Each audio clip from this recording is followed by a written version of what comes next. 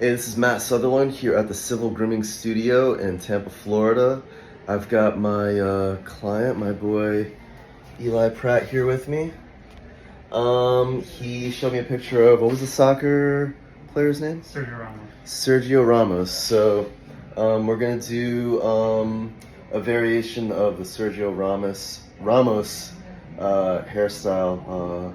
Famous soccer player. I don't know anything about him. I've heard his name before, but he's got a really dope cut. So we're going to replicate this cut. I'm gonna do it. I'm gonna put my own twist on it, or do it my own way.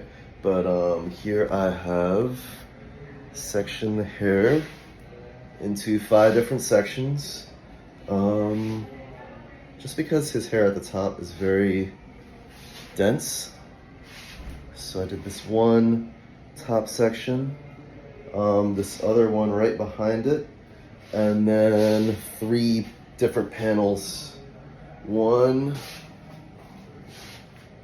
2, and 3. And so there we have it. I'm gonna begin the process, and we'll show you what it looks like in the finish.